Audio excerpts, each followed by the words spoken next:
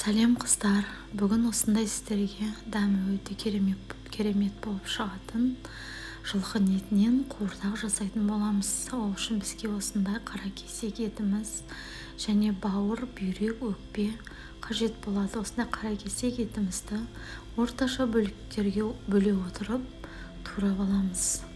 Сосын қызып тұрған майымызда 20 минуттай жақсылап қызарғанша бетін жауып қуырып аламыз. Отын орташа отта қуырамыз. Қатты қойсақ асты күйіп кетуі мүмкін. Сол себепті осылай орташа отта қуырамыз.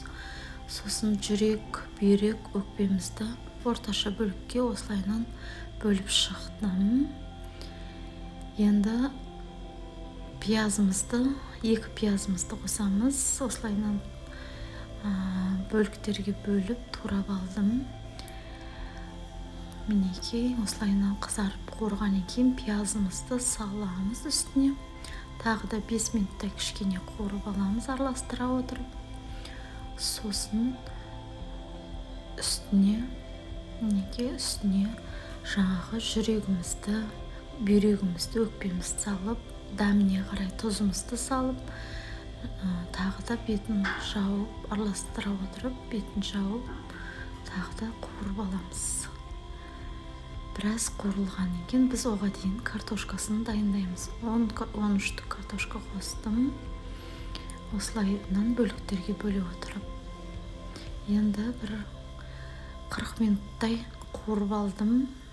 Мінекей жарты пиалайдай кеседей су құйдым үстіне. Сосын картошкамызды салып, бетін жауып қойдым. Мінекей пісуіне бір 10-20 минут қалған кезде бауырымызды салдым. Сол кезде бауырымыз әдемі жұмсақ болып шығады. Осылайынан пісірсеңіздер болады.